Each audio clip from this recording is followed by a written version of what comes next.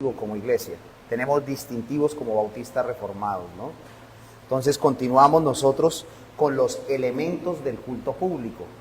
Primero a los Corintios 14:40, ya lo encontraron. ¿Qué dice? Primero a los Corintios 14:40, pero hágase todo decentemente, ¿y qué?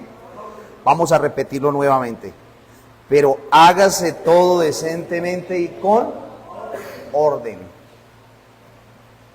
Y lo repetimos nuevamente, pero hágase todo decentemente y con orden. Vamos, ¿necesita? Eso es, que no se pase para acá. La decencia y el orden son dos cosas importantes que debemos tener presentes en el culto público. Es por eso que les voy a invitar que inclinen su rostro allí y oremos en esta noche. Gracias, hermano.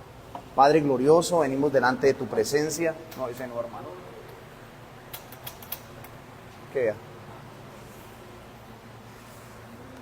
Venimos delante de tu presencia encomendándonos a ti porque tú eres nuestro Dios. Te necesitamos. Anhelamos que nos asistas en esta noche, que como lo decía mi hermano Manuel pueda tener claridad en cuanto a lo que voy a exponer y que todo sea para tu gloria y para tu honra. Yo te agradezco por mis hermanos quienes de manera diligente salieron de sus casas dispuestos a estar en este lugar para escuchar tu palabra. Y te quiero pedir para que sea tu Santo Espíritu el que me guíe. Eso es lo que pido, Señor, que guíe mi corazón, que guíe mis pensamientos, que me guardes de decir cosas que no están en tu palabra y que también convenzas al pueblo, Señor. Gracias porque, Señor, nos has dado doctrina y nos estás afirmando doctrinalmente. Oramos a ti y pedimos todo esto en el nombre de Jesús. Amén y amén. Primera a los Corintios 14:40 está en un contexto muy particular. Específicamente saben ustedes muy bien que la iglesia de Corinto se destacaba específicamente por desorden, ¿no? Y este es uno de los pasajes interesantísimos que afectan directamente la congregación, que positivamente afectarían directamente la congregación. Permítanme un momentico, abro aquí. Entonces, cada vez que nosotros venimos a la iglesia, debemos saber a qué venimos. Porque leemos la Biblia, porque oramos, ¿sí? Porque hacemos lo que hacemos en los cultos públicos. Una de las cosas que tenemos en el contexto reformado nosotros es que instruimos a las personas para que las personas encuentren un propósito claro sobre por qué tenemos esta identidad reformada, volver otra vez a la forma, volver otra vez a las escrituras. Yo no sé si ustedes en las iglesias que vienen, los que vienen de iglesias, alguna vez estudiaron sobre el principio regulador de esa congregación.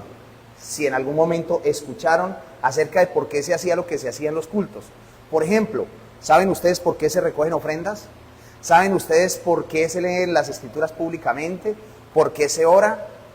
¿Ustedes han escuchado en algunos momentos, hermanos, decir amén? ¿Saben por qué? ¿Por qué lo hacen? ¿Qué me pudiera decir al respecto por qué? A ver, hermano Ricardo. Sí, pero ¿por qué hay que decir amén? Gracias. Hermana, gracias, hermano Ricardo. Hermana Balbina. Cuando es la palabra de Dios, bueno, cuando nosotros decimos amén, gloria a Dios, tenemos que saber por qué lo decimos. Porque no estamos aquí para llenar vacíos ni tampoco para que otros nos vean. Porque una persona llega a la iglesia y se arrodilla, muchas personas llegan y se arrodillan y oran, otras levantan las manos, ¿sí? Entonces hay cosas que debemos investigar a la luz de las escrituras. Y ya hemos visto, ¿qué hemos visto de los elementos? El primer elemento, ¿cuál fue? La oración. ¿Recuerdan ustedes? La oración. La oración debe ser por algunos hombres, no por todos los hombres. Por quienes hay cosas lícitas por las cuales se deben orar, ¿no? Y hay cosas no lícitas. Una de ellas, ¿cuáles son? ¿O cuáles? ¿Lo recuerdan? Si no, toca preguntarles. No orar por los muertos, ¿no? Y eso lo dice la Biblia también y la confesión de fe. La lectura pública de las Escrituras. ¿Cuál es la razón de la lectura pública de las Escrituras? ¿Qué vimos la semana pasada? ¿Por qué se debe leer públicamente las Escrituras? ¿Cuál es la razón bíblicamente que dimos? ¿Por qué?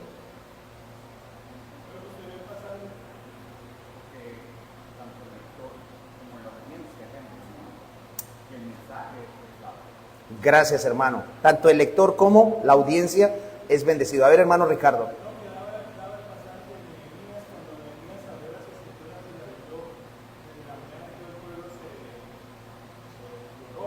Uh-huh.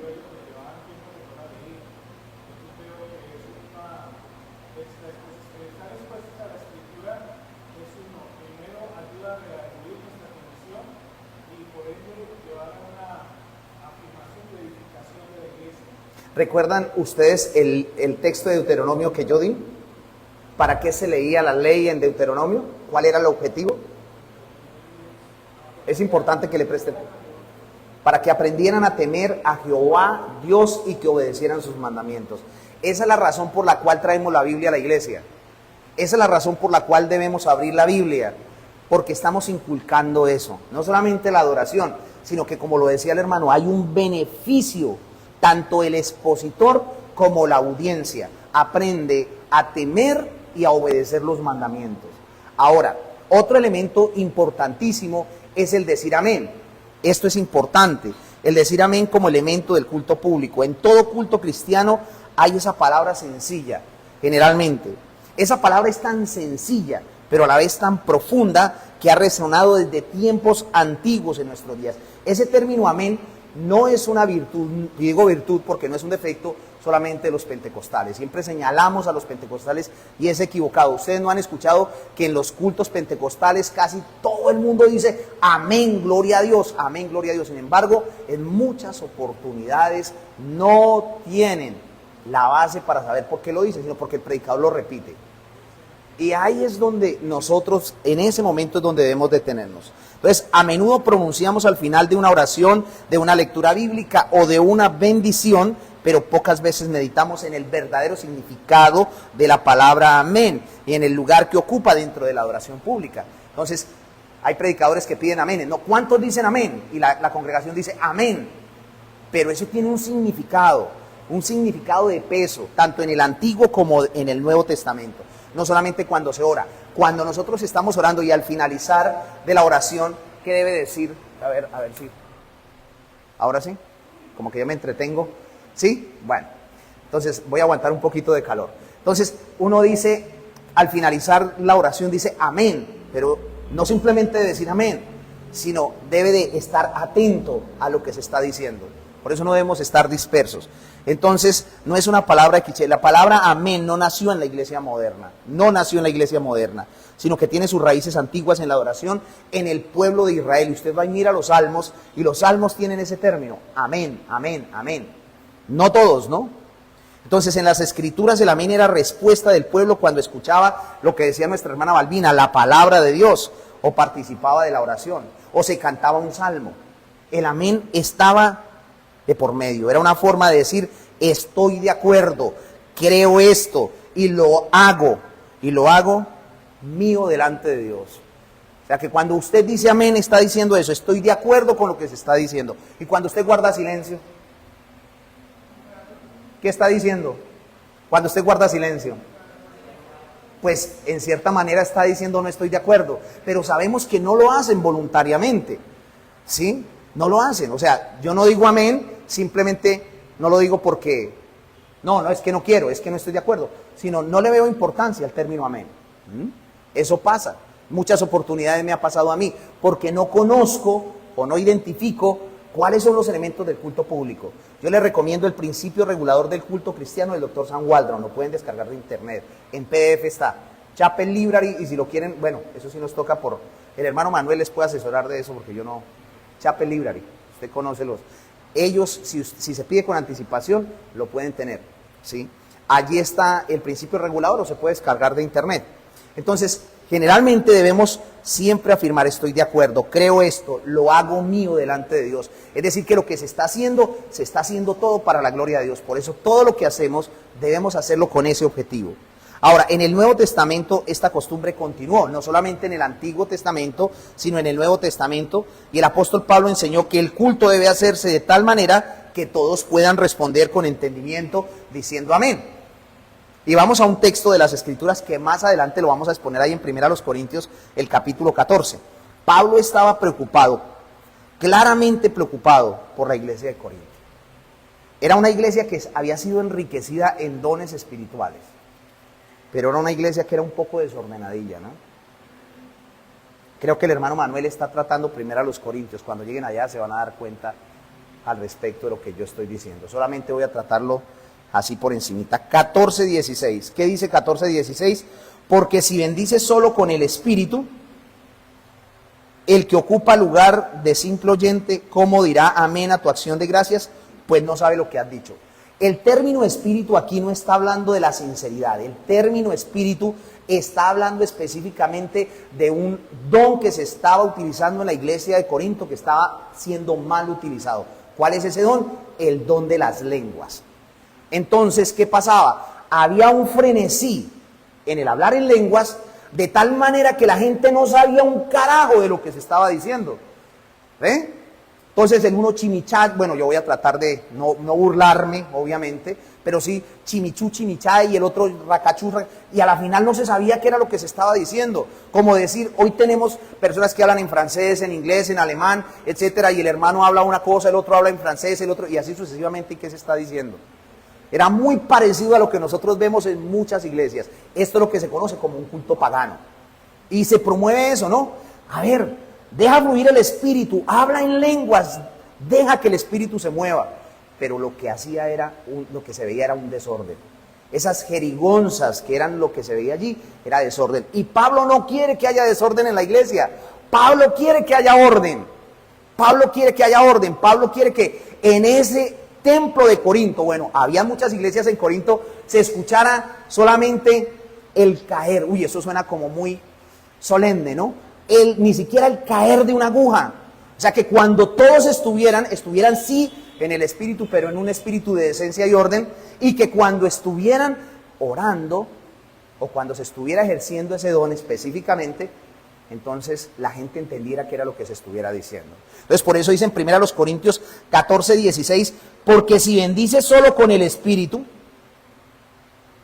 por eso es que en el versículo 15 habla de la importancia de orar con el entendimiento. Por eso se habla de un culto racional, ¿cierto? De un culto pensante, de un culto que se pueda dar con objetividad.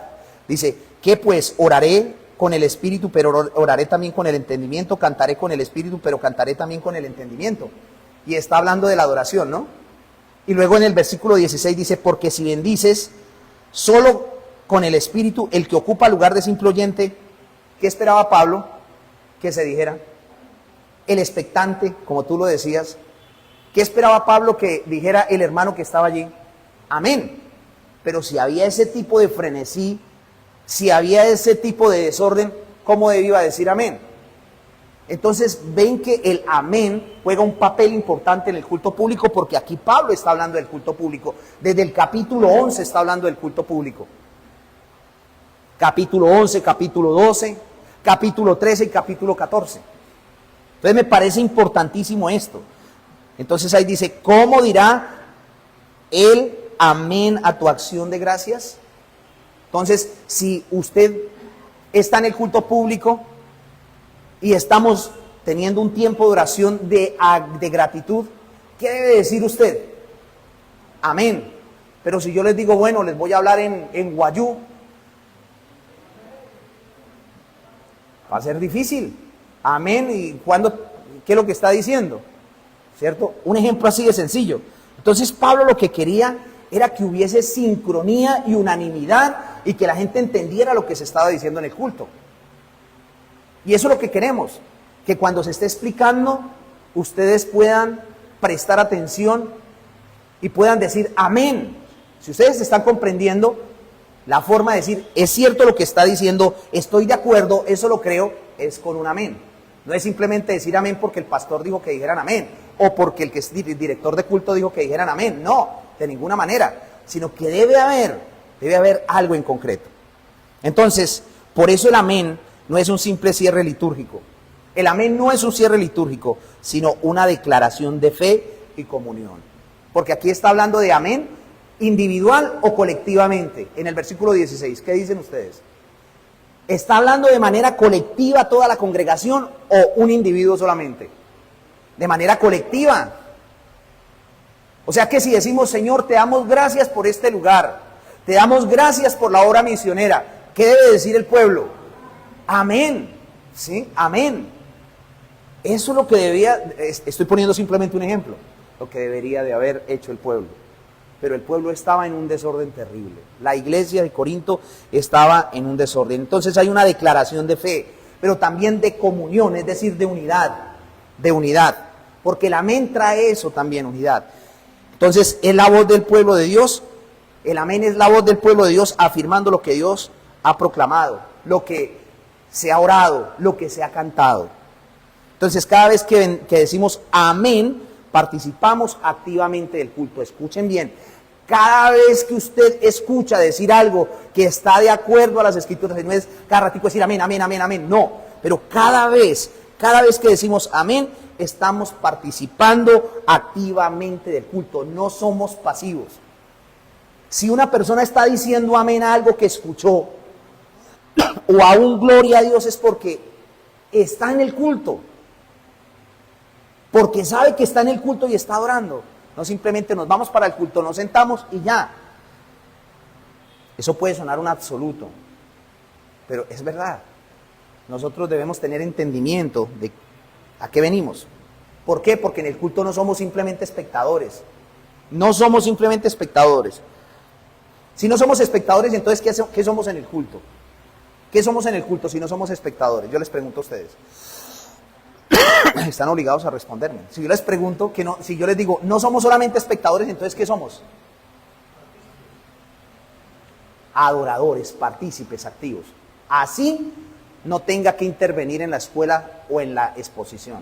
Pero no somos simplemente espectadores, somos adoradores. Y esto es importante, porque este servicio, este culto, se ha tenido en poco, no estoy diciendo por aquí, sino en todas las iglesias. Se habla del culto mayor. ¿Cuál es el culto mayor? El domingo. Entonces decimos el culto mayor, para tener el énfasis de que el mejor culto de la semana es el culto del domingo. Amén, sí, está bien, eso es correcto, es el día del Señor. Pero este no es menos que el culto del domingo, porque es el culto de oración, el culto de estudio bíblico. Y decimos, no, es el culto, no es culto porque hace falta otro elemento. Tenemos que estudiar un poco de dónde viene la palabra, de dónde se origina la palabra culto y la palabra cultura. Ah, bueno, ¿cierto? Y aquí estamos en el culto, ¿por qué? Porque estamos culturalizando a la iglesia. Estamos educando a la congregación. Entonces es importante tener en cuenta esto que les estoy diciendo. No somos simplemente espectadores, sino adoradores que confiesan juntos. Entonces, cuando están ustedes escuchando y se está hablando de acuerdo a la sana doctrina, ustedes pueden decir amén, o en términos colombianos, ¿cómo sería? Así sea, ¿cierto? Así sea. O sí, Señor. Eso es lo que creemos. ¿Estamos recibiendo esto o lo estamos afirmando? Entonces, una de las cosas importantes es que el amén se convierte en cierta medida, no en cierta medida, lo diría que se convierte específicamente en una señal de unidad espiritual y de confianza en las promesas de Dios. Que lo que se está predicando de acuerdo a lo que Dios dice. Recordemos que hay una persona en la Biblia que se llama el amén. ¿Quién es? Apocalipsis capítulo 3, versículo 14. Él es el amén, el testigo fiel. Él es el amén. Y el amén no solamente es un dicho, el amén es una persona. El amén no solamente es una afirmación, el amén es una persona. Y ese amén es Cristo, aunque de manera figurada, es el verdadero.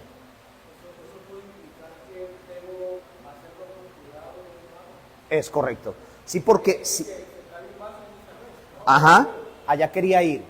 Allá quería ir porque no podemos ser tan vanos en la forma de decir amén. Por eso lo digo. Hay que estar atento a lo que se está diciendo, a lo que se está enseñando.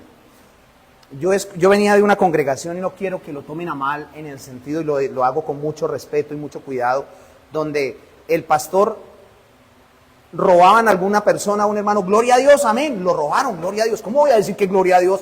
Eso es soltar una expresión sin ningún sentido. No se partió una pata, perdónenme que utilice el chipchombiano, se me salió el chipchombiano, ¿no? ¿Sí? O un pie, amén, gloria a Dios. Bueno, sí podemos decir que bendita providencia, pero hay que saberlo hacer, ¿no? O sea, no podemos ser tan vanos. Cuando nosotros decimos amén es porque hemos escuchado una afirmación que es verdadera, ¿sí? Es algo que tiene sentido, algo que es extraído del pensamiento divino. Y aún, recuerden que muchas veces, no solamente la palabra de Dios, también la predicación.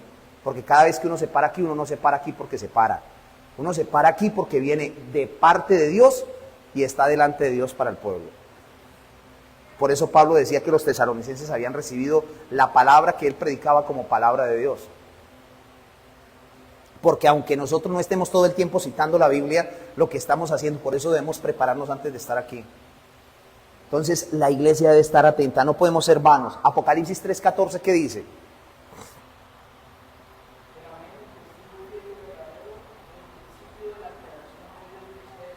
Qué interesante, ¿no? Es una figura apocalíptica y está haciendo alusión al cumplimiento. Cristo es el cumplimiento fiel y el verdadero de todo lo que Dios ha dicho. Eso es Cristo. Entonces uno ve que el amén, como lo decía el hermano Manuel, que lo puede uno conectar, no solamente es una palabra de cliché. Estamos hablando de una persona también, porque la Biblia lo describe como el amén, el testigo fiel. Pero ¿cuál es la función del amén? En primer lugar, la función del amén en el culto público. ¿Cuál es la función? ¿Cuál es el objetivo? En primer lugar, es necesario que veamos el elemento de participación congregacional. El elemento de participación congregacional. ¿Por qué lo digo? Porque el amén no es una simple injerción o costumbre emocional. Y ahí es donde viene. No es una simple injerción o costumbre emocional. No lo es. Entonces de pronto yo estoy muy animado y digo, amén, amén, y todo el tiempo, amén. No, no. Es un acto litúrgico, eso es un acto litúrgico consciente. Entonces que cuando usted vaya a decir amén no es porque se emocionó y dijo amén. No, no, no. Es un acto litúrgico, es un acto de adoración, pero además de eso es un acto de adoración consciente. ¿Qué quiere decir eso? Que es reflexivo. Oraré con el Espíritu, pero oraré también, cantaré con el Espíritu, pero cantaré también con el entendimiento. Es decir, que cuando usted vaya a decir amén, mi amado hermano, usted debe haber reflexionado, tiene que haber reflexionado, meditado, procesado, antes de soltar la expresión, antes de decir las cosas. No podemos estarlo diciendo de manera vana. No tomarás el nombre del Señor tu Dios en vano.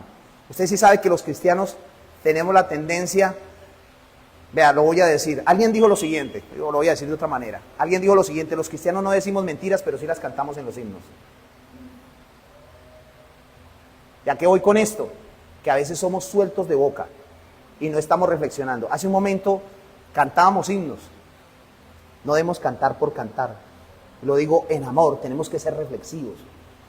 O sea que cada himno que nosotros cantemos, permítame en un himnario, aquí hay. Cada himno que nosotros cantemos, no simplemente debemos hacerlo por inercia o por costumbre. Es un acto litúrgico consciente, no es una costumbre.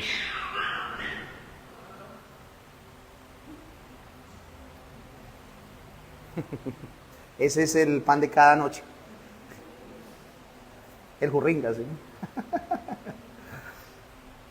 Cristo es la peña de Oreb que está brotando, porque a veces nos detenemos a mirar las partes teológicas o los gustos personales. No.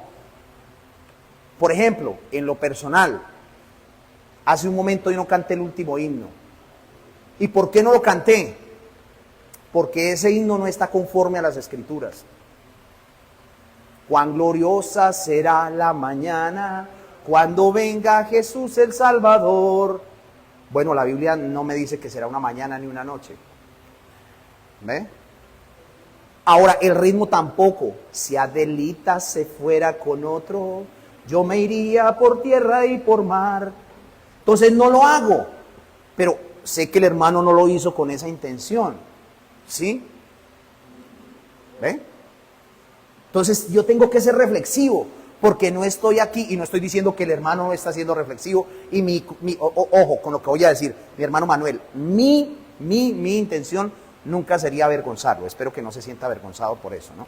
No lo canto, ¿por qué? Porque conozco el trasfondo, porque entendí cuando me pusieron a escuchar eso, algunos pueden mirar el seminario La Música de Frank Garlock, hay una parte, la otra parte se perdió, pero en esa parte él hablaba sobre los himnos que eran traídos. Por ejemplo, Lutero compuso muchos himnos, y cuando pasaba por las cantinas bohémicas, entonces él decía, oiga, este sonido, como, porque él creía en el principio normativo, lo podemos meter para un himno, y eso pasó también con ese, porque es un himno mexicano, ¿sí?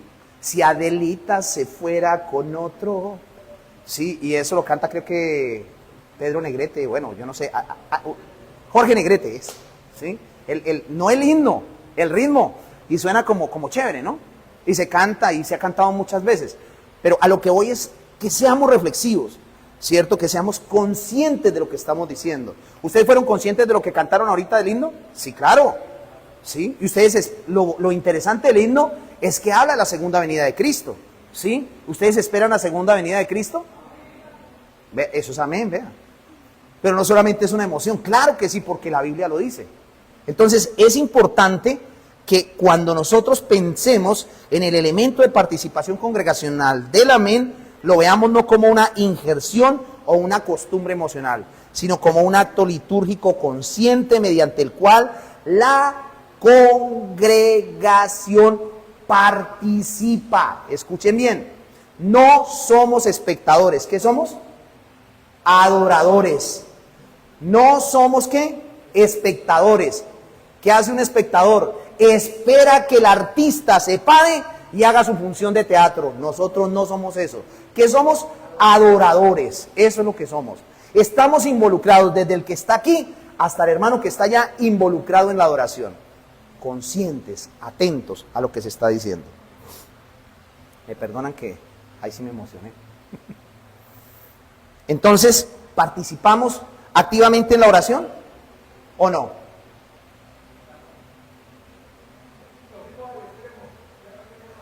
A veces pasa lo que dice el hermano, nos fuimos al extremo, entonces solamente ora uno, pero los otros no están, lo voy a decir, en conexión con esa oración que se está haciendo, sino dispersos. De hecho, cuando el hermano termina de orar, se escucha muy pocos amenes. Ahora, esto no quiere decir que ustedes no estén conectados, tampoco quiero utilizar los absolutos para decir, no, es que no están conectados. Sí, posiblemente sí lo estén, pero qué bueno que cuando el hermano termine y ustedes han escuchado que la oración ha sido conforme a lo lícito de las Escrituras, todos podamos decir amén.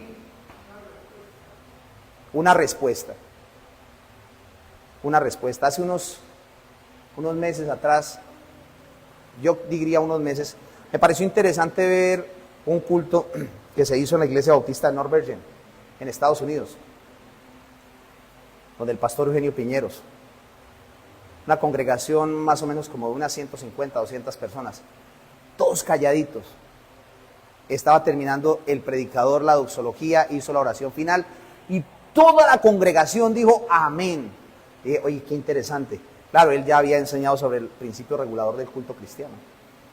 Entonces, cuando la congregación está informada, cuando la congregación está formada, entonces ya no podemos ser espectadores, sino activos en el culto. ¿Cierto que sí? ¿O no? Deberíamos de decir amén, ¿no? Entonces, ¿estamos activamente en la oración así todos no estemos orando al mismo tiempo? ¿Somos activos? O simplemente, a ver, hermano Manuel, ore, y todos con los ojos abiertos a ver a qué horas termina el hermano Manuel. Eso es ser un espectador. ¿Eso se ve en dónde? En los teatros, en las salas de cine, pero no en la iglesia. No en la iglesia. Somos participativos, somos activos en la oración. ¿Somos activos en la predicación? ¿Sí? Hay personas tan activas que voy a utilizar un poco el histrionismo, digámoslo así, el humor. Son tan activos que lo único que hacen es llamar al predicador cuando está predicando, pero porque están cansados o enfermos, ¿no? Somos tan activos que al menos una cosa interesante, recuerdo, yo no sé si ustedes alguna vez vieron a Adrián Rogers, El amor que vale. y como que habían cámaras que se enfocaban específicamente en las personas. No para avergonzarlos, pero tremendo.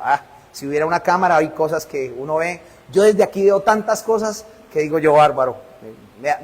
Una vez incluso me quiso dar risa en una situación de un hermano que se durmió, abrió la boca y casi se le sale la prótesis. Entonces me generó obviamente como ese tipo de broma, y lo digo porque pasó en la iglesia. Entonces uno desde aquí, yo no sé si usted se ha dado cuenta, y a uno le toca controlarse porque estamos hablando de un aspecto litúrgico.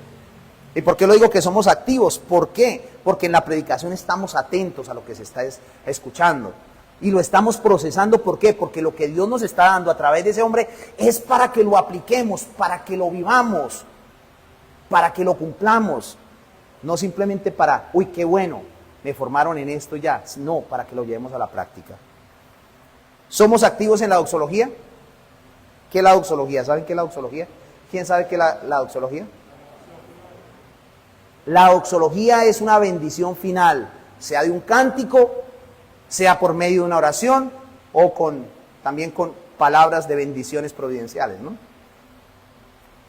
Eso lo vemos nosotros en las cartas.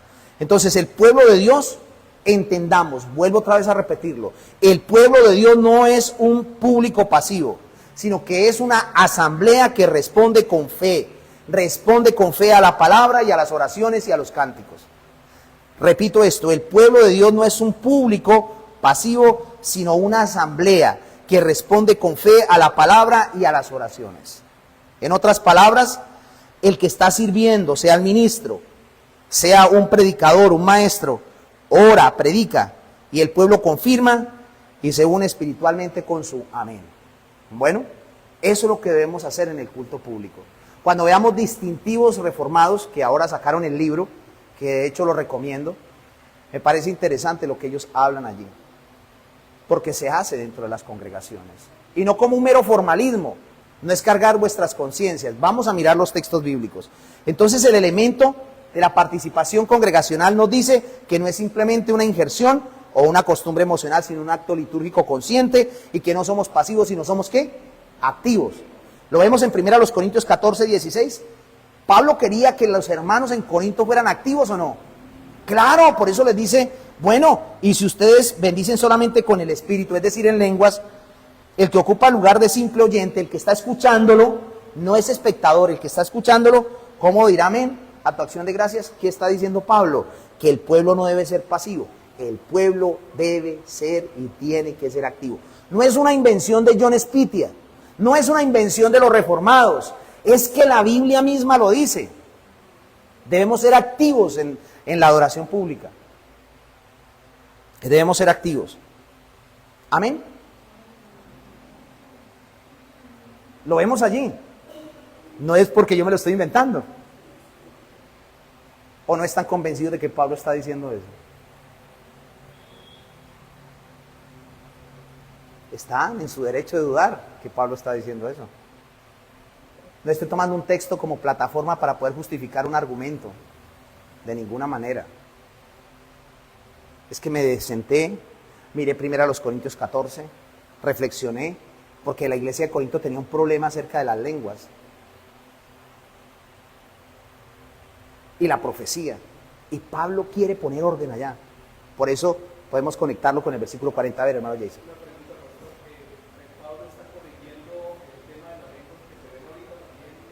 En cierta manera la implicación viene ahora.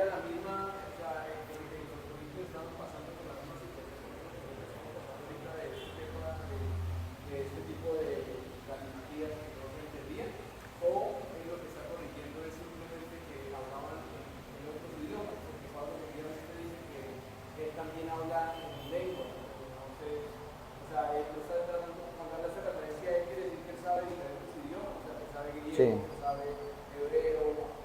Sí, pero las lenguas que se estaban dando en Corinto eran unas lenguas paganas. Como lo que vemos nosotros, lo que tú estabas diciendo, jerigonzas, galimatías. ¿Ve? Algunos dicen que no. Yo soy uno de los que creo que sí, porque Pablo después dice, y no impidáis el hablar en lenguas en ese contexto. Claramente está dando luz respecto a qué es lo que se debía hacer y qué era lo correcto dentro del culto. ¿Eh? Eso era lo que Pablo estaba afirmando. Y podemos ir, revisar, y Pablo dice, yo hablo más lenguas que todos vosotros. No era que era un sobrado, ¿no? Ahora, la palabra extraña no se encuentra, según los estudiosos, en el original. Varias veces se utiliza lenguas, lenguas, lenguas. Y Pablo quiere aterrizar esa idea. Pero el enfoque de Pablo era que aún se utilizaban las lenguas apropiadas, que no lo hicieran de manera desordenada. ¿Ve? Porque no solamente estaban las galimatías, que eran paganas, sino también el abuso que ellos tenían de los dones que el Espíritu Santo había dado, porque sí hablaban en lenguas. O sea, era doble. Sí, claro. O sea, no solamente eran las lenguas paganas, las galimatías, sino también, o las jerigonzas, sino también las lenguas y el abuso que ellos tenían. La profecía le enfoca en la profecía y dice que la profecía tiene 3 elementos. Ahí en el versículo 3 lo dice. ¿Sí? Y también dice cómo es el turno, porque no eran todos, era por turnos. Entonces uno observa esto y vemos nosotros que Pablo quería una liturgia definida. Y de hecho dice que ahí cada uno tenía lengua, otro tenía doctrina, otro tenía salmo. Y alguien decía, era que era un culto participativo. No, era que era un desorden. Usted se imagina, bueno, llegó el turno mío, yo voy a profetizar, el otro, yo voy a hablar en lenguas, el otro. No, Pablo quiere traer orden a esa congregación. Orden en la cena del Señor, orden en la disciplina, orden en el uso de los dones, entre otras cosas. ¿Y sabe cuál era el elemento? ¿Qué era lo que les faltaba a los corintios? ¿Por qué mal utilizaban los dones? ¿Cuál era el ingrediente? Es correcto. Porque los dones sin amor generan desorden dentro de la congregación. Por eso el capítulo 13. El capítulo 13. Entonces, aquí vemos nosotros a Pablo hablando claramente de decir amén de manera colectiva. Y todo con el propósito de que el pueblo fuera edificado. Ahí lo dice en el versículo 17, porque tú a la verdad bien das gracias, pero el otro no es edificado. Y ahí en el 18 dice, doy gracias a Dios que hablo en lenguas más que todos vosotros. Y Pablo era irónico en su forma de expresarse, ¿no?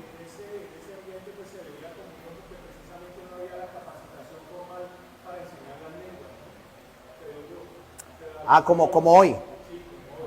Sí, el que habla en lenguas, qué bueno. Aquí hay hermanos, el hermano habla en lenguas, ¿no? Claro, usted habla en lenguas, español e inglés.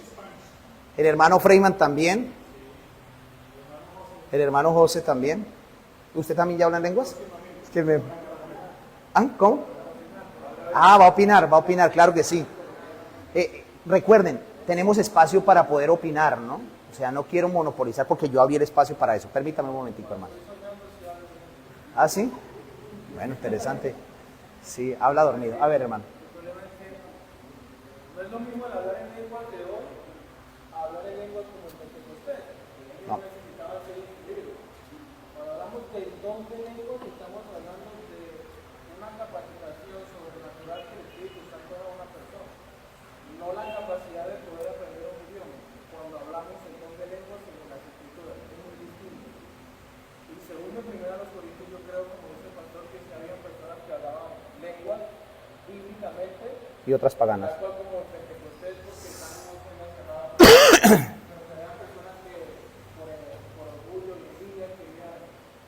Imitarlo.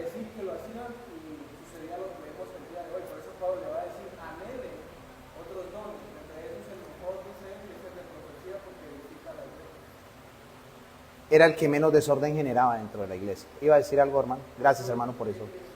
Se aporte.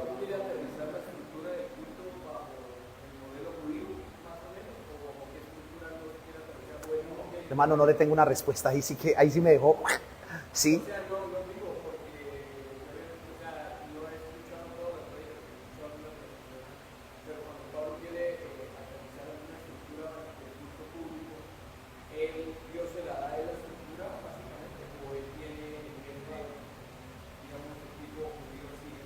Bueno, yo creo que muchas cosas, de hecho, allá en el capítulo 14, versículo 33, Pablo lo trae a la iglesia y eso era costumbre de los judíos. Pero no simplemente es cultural, era que era un principio general por autoridad. O sea, no todo lo que se hacía en la sinagoga era malo. ¿Ve? Entonces, hay cosas que sí. Por ejemplo, la lectura pública de las escrituras, se le pasaba a alguien y la leía, pasaba y luego eso se veía desde el tiempo de las sinagogas, que las sinagogas nacen en el tiempo del exilio, ¿no? Cuando no tenían el templo. Entonces, mucha liturgia de esa la trajeron también, sí, se involucró sin ninguna complejidad. Ahora, lo que yo sí quiero hacer énfasis respecto a lo que decía el hermano Manuel, es que hoy se puede este texto, interpretándolo en ese contexto, se puede aplicar hoy al movimiento contemporáneo de las lenguas o el carismatismo. ¿Por qué razón? Porque eso no son lenguas, ¿sí? Eso no son lenguas. La palabra que cuando se habla de las lenguas en el día de Pentecostés, se habla de idiomas. Cuando se habla, hay dos palabras que se utilizan, el griego allí es la palabra glosa y la palabra dialectos. Es la misma, dialectos, que tiene que ver obviamente con dialectos, ¿cierto? Con lenguajes, ¿sí? Sí, idiomas. Lengua es habla, ¿sí? Idiomas, entonces tiene que ver con, por eso habla de partos, medos, elamitas, de los que habitan en Mesopotamia, en Capadocia, en el Ponto, entonces está hablando de idiomas. Pero era una facultad, una gracia del Espíritu Santo que le daba a los creyentes sin necesidad de ir a ser instruidos frente a un profesor. Por eso es que cuando, bueno, y esto les oímos hablar en nuestra propia lengua las maravillas de Dios. ¿Y cómo? El Espíritu Santo lo hizo recordando el cumplimiento de Hechos capítulo 1, versículo 8, porque allí es donde se empieza a predicar el Evangelio a todas las naciones, ¿no? ¿Lo recuerdan ustedes? Hechos 1, 8. Vayan y hagan discípulos a todas las naciones, y había muchos judíos de diferentes partes. Se está cumpliendo parcialmente ese texto, ¿no? Porque allí de muchas partes salieron también a otros lugares. Esto es importante. Bueno, entonces no es lo mismo las jerigonzas que se hablan, las glosolalias que se pudieran ver hoy. Ahora, yo quiero decir con esto algo. Dios es soberano. Yo me suscribo a la escuela cesacionista, pero Dios es soberano. Y si Dios quisiera poner a hablar a alguien en inglés, en francés, en alemán, y poner a alguien también, y esto puede generarme a mí señalamientos, a que interprete y traduzca, Él lo puede hacer. ¿Ve? Él lo puede hacer si Él lo quiere hacer.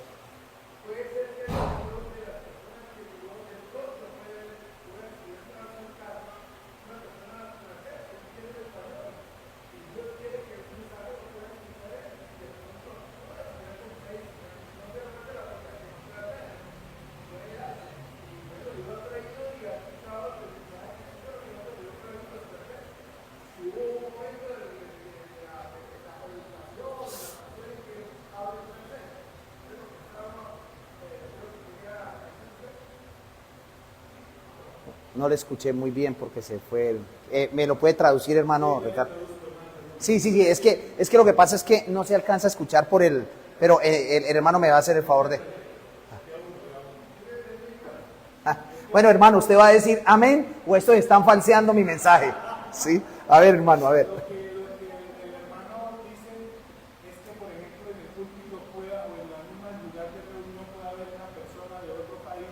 Él lo hizo con el ejemplo de un francés, y de repente que está predicando de mensaje en una parte en francés para que lo entienda, ¿sí? Entonces, con eso quiere corroborar y afirmar lo que usted decía. ¿Está de acuerdo o no? ¿Hay amén para eso o no? Bueno, yo creo que, vuelvo otra vez y digo, yo no quiero especular, pero no es común, pero yo no puedo decir que eso es del diablo si se llega a dar. Ahí es donde veo el problema.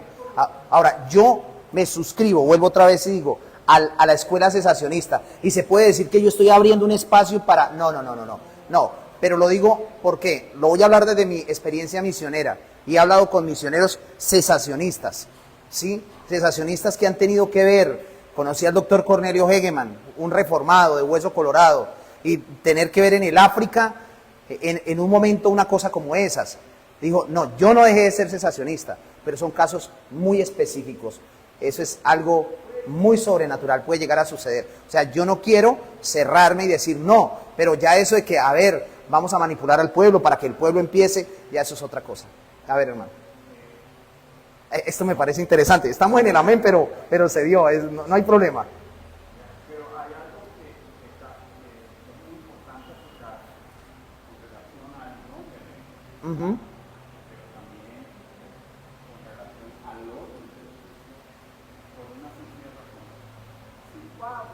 está animando al cuerpo de Cristo, ¿verdad? Dentro del contexto del amén, dentro del contexto de que comprendo lo que se está diciendo, y eso sincroniza y unifica al cuerpo, amén, ¿verdad? Pero cuando un don es tomado y es reemplazado, culpado por arriba, ¿verdad?, de la palabra de Dios, eso disrumpe totalmente todo orden, porque es la palabra de Dios y la oración que estamos ofreciendo, porque estamos recibiendo de la palabra de Dios, que nunca podrá sustituir a ningún don. Gracias, hermano, por eso que usted está diciendo. De hecho, cuando Pablo habla de la profecía, dice, el espíritu de los profetas está sujeto a los profetas. O sea, no vamos a hablar por hablar, sino que eso debe estar sujeto a lo que Dios dice en su revelación. O sea, no podemos por encima de... A ver, hoy no va a haber enseñanza porque Dios va a hablar por medio de dones de revelación, que a veces se da dentro... No, imposible. Si no hay palabra, pues no hay nada. Sí, porque la centralidad del culto es la palabra de Dios. Entonces lo que dice el hermano me parece interesante, porque sí debe, o sea, por encima de cualquier don está lo que Dios dice. Y pare de contar, porque es la centralidad del culto. Si hay algo que está llevando un orden, ¿por qué entonces aparecería un don disrumpiendo lo que se está haciendo? O sea, no hay una coherencia entonces una cosa con otra. O sea, es evaluable, sí, pero siempre y cuando eso sea de unificación y orden en lo que se está haciendo. Es correcto. Sí, por eso dice que todo lo que se hace se debe hacer para edificación. Si no hay eso, pues se está saliendo del tono del versículo 40. La decencia y el orden no está por ninguna parte. Por eso dice, ¿qué tal si viene un incrédulo y todos están hablando en lenguas? Grave. Pero si alguien está profetizando, pues es convencido. ¿Sí?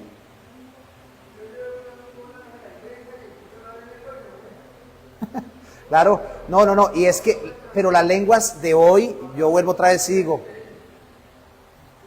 ahí es donde hoy digo, las lenguas de hoy, lenguas, dialectos, dados por el Espíritu Santo, vemos que hay escuelas de hablar en lenguas. Ahora, si el Espíritu Santo da ese don, porque creo que lo dio en su momento para la iglesia, y quiero que me presten atención, hermanos, de esencia y orden, ¿cierto? Porque ahí sí es, o sea, yo no estoy entendiendo lo que me están diciendo, lo que están diciendo. Hay una cosa, y es que hoy hay seminarios de hablar en lenguas. Uno ve seminarios de hablar en lenguas. Hubo un heresiarca que ya falleció en Cali, que se llamaba Randy Macmillan, de la comunidad de fe y adoración. Creo que aquí hay una iglesia. Ese hombre enseñaba a hablar en lenguas. Kenneth Hagin o Hagin, con su seminario de fe, enseñan a hablar en lenguas. Bueno, déjeme decirle que eso no tiene nada que ver con el Espíritu Santo.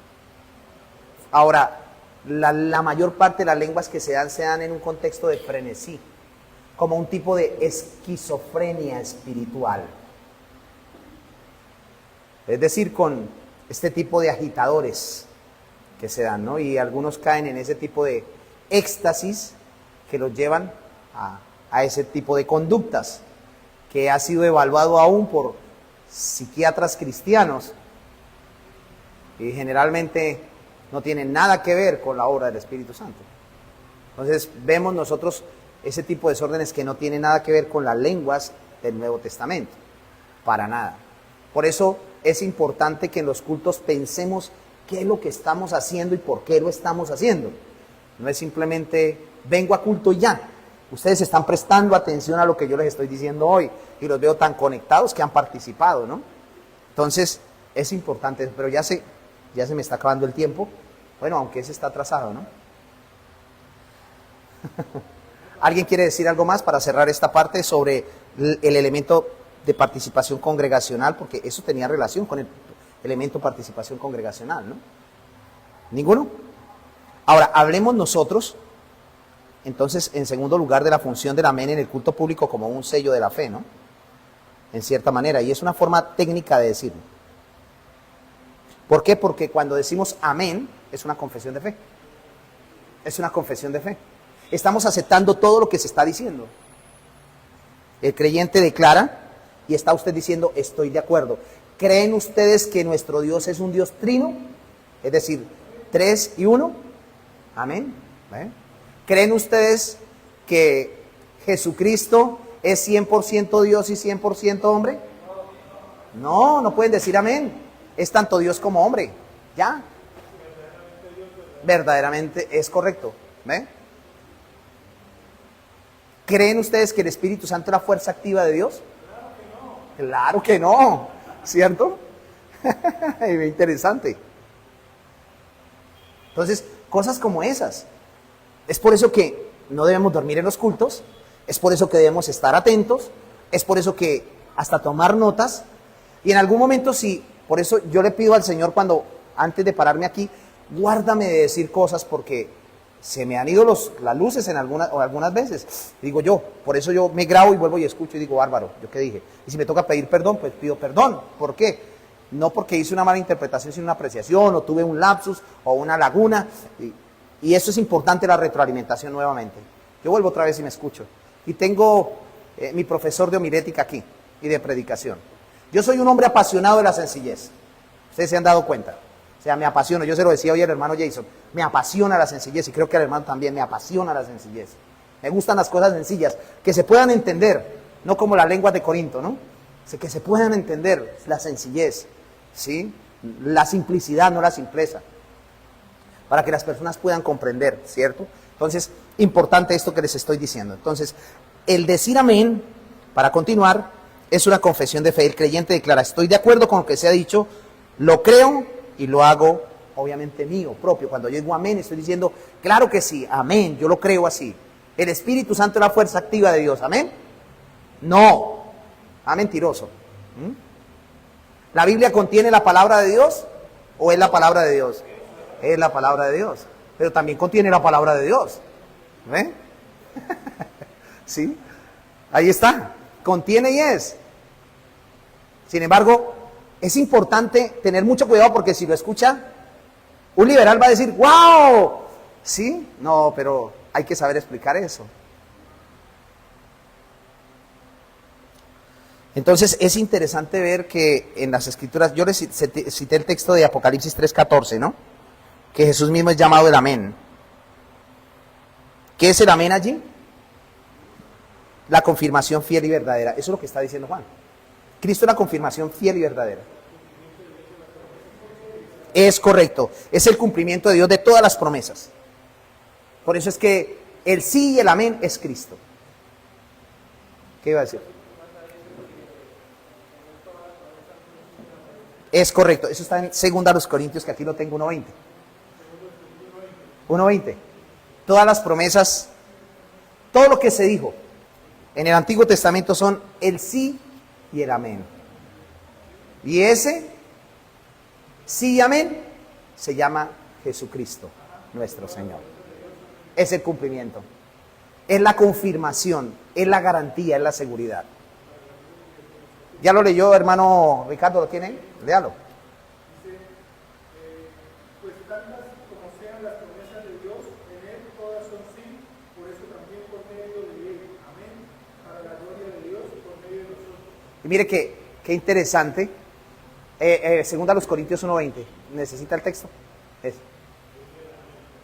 Y es interesante ver a Juan hablando de Cristo como Él, como el amén, como el sí, como la confirmación de las promesas, como el que nos da seguridad y garantía.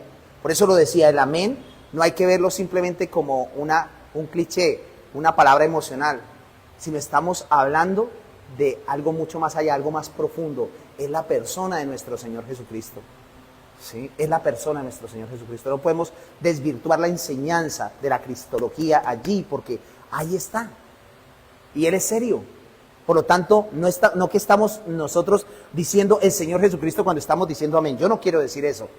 Pero sí, no solamente mirarlo como un formalismo, sino observarlo directamente relacionado con la cristología, con la realidad de la cristología. Bien. Entonces es un sello de fe, es una confesión de fe. Ahora, el elemento también La función del amén en el culto público tiene que ver con el elemento de orden y edificación.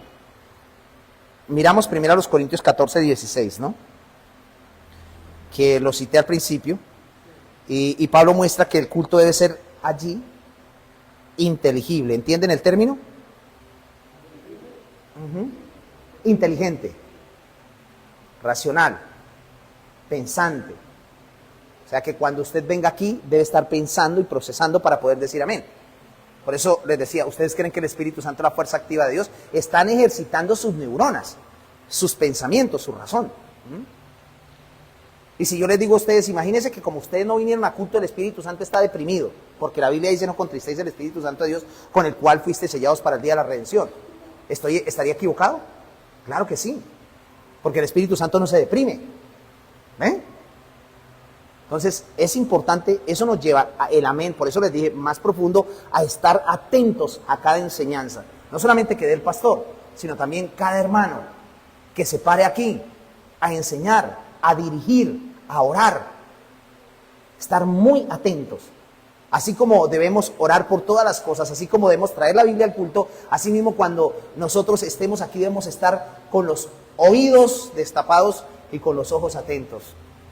No simplemente como espectadores, porque somos activos en el culto al Señor. Vamos a dejar por hoy aquí, ¿les parece? Y nos vemos la próxima semana para continuar con el amén. ¿Amén? Bueno, bendito Dios. Vamos a ponernos en pie.